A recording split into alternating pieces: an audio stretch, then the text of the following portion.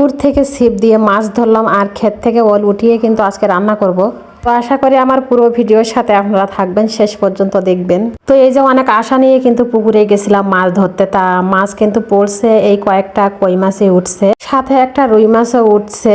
আর বৃষ্টি হচ্ছে তো প্রচুর এই বছরে, তো সেজন্য পুকুরের পানি কানায় কানায়, এজন্য মাছ খুব একটা উঠতে চাচ্ছে না ছিপে, ধরছে না আর কি। তো যাই হোক, সকাল সকাল উঠে কিন্তু পুকুরে চলে গেলাম। আর ছিপটা বাঁচছিল কিন্তু আমার মেজো ফুফো শাশুড়ি।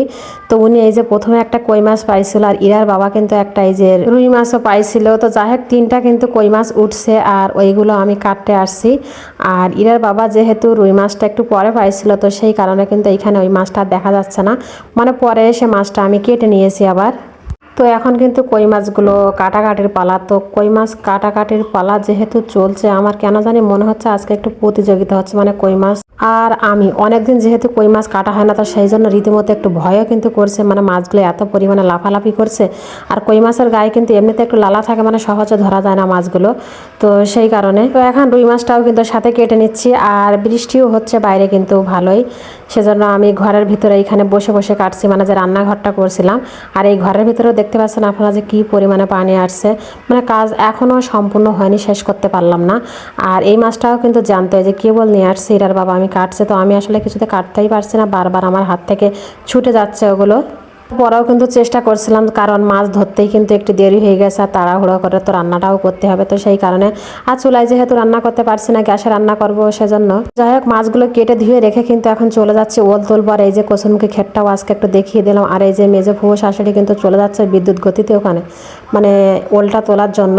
তো উনি ওলটা কিন্তু তুলে দিচ্ছে। আর এই ওল থেকে দুইটা গাছ হয়েছে, আর দুইটাও কিন্তু ওল হয়েছে এর গোড়ায়, এই যে দেখা যাচ্ছে একটা ওল একটু বড় হয়েছে আর একটা একটু ছোট। তো যাই হোক, এই দুইটা নিয়ে কিন্তু চলে যাচ্ছে এখন পুকুরে, কারণ পুকুর থেকে ভালোভাবে এই মাটিগুলো একটু ছাড়িয়ে নিয়ে তারপরে কিন্তু বাড়ি নিয়ে যাব কাটার জন্য। আর যখন আমরা এই ওলগুলো বিক্রি করি, তখন কিন্তু প্রত্যেকটা ওল বসে বসে এই শিকড়গুলো কাটতে হয়, প্লাস আবার ঘষে মেজে একবারে সাদা করে দিতে হয়। ওল চাষ যে একটা বিরক্তির চাষ, আর কি বলবো। তো যাই হোক, ধোয়া ধোয়ের পালা শেষে এখন কিন্তু কাটাকাটি করতে চলে আসছি। আর এইখানে যে ওলটা আমিও কেটে নিচ্ছি ভালো করে। আর ওলের ভিতরটা দেখেন একবারে সাদা চকচক করছে, যেহেতু বাড়ি খাবো সেই কারণে কিন্তু খুব একটা বেশি সার পানি আমি এই ওলে দিইনি, এই জন্য ওলটা কিন্তু খুব একটা বড় হয়নি। তো যাই হোক, আমার বাড়ির তরকারির চাহিদা কিছু মিটাচ্ছে, তো এতেই অনেক। কিন্তু আর কিনে খেতে গেলে তো কী দাম, আমরা বেচতে গেলে দাম নেই, অথচ কিনতে গেলে তার দ্বিগুণ দাম। কি আর বলবো, চাষ করার ইচ্ছাও জীবন থেকে ঘুষে যাচ্ছে আস্তে আস্তে। তো যাই হোক, ওগুলো কিন্তু কেটে ধুয়ে পরিষ্কার করে নিলাম, সব নিয়ে কিন্তু এখন রান্না করতে চলে আসছি।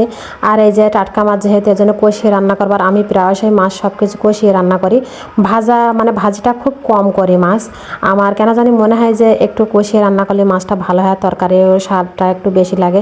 তো যাই হোক, মাছের মধ্যে কিন্তু একটু জিরে মরিচও দিয়ে দিলাম, যাতে মাছের এক্সট্রা গন্ধটা না লাগে সেই কারণে। আর এই যে মাছটা এখন কষিয়ে নেওয়াও হয়ে গেছে, এখন কিন্তু এটা আমি নামিয়ে নিচ্ছি। আর মাছে কিন্তু একটু রসও রেখেছি, কারণ একবার রস শুকিয়ে ফেললে মাছ খুব একটা ভালো লাগে না, তো সেই কারণে। আর এখন কিন্তু মশলা করে ওলটাও দিয়ে দেবো, আর ওলটাও কিন্তু কষিয়ে রান্না করব। আমার রান্না সব কিছু আমি কষিয়ে করি। আর ওলটা কষানোর পরে কিন্তু একটু পানি দিয়ে দেবো, পানি দিয়ে কিন্তু আমি ঢাকনা দিয়ে ঢেকে দিচ্ছি কষানোর জন্য, যাতে ভালোভাবে সিদ্ধ হয়ে যায়। তো সিদ্ধ হওয়ার পরে ফাইনালে ঝোল দিয়ে দিলাম, ঝোল দিয়ে দেওয়ার পরে কিন্তু বলক আসলে মাছের মাথা আর মাছগুলো সবগুলো দিয়ে দিলাম ওর ভিতরে।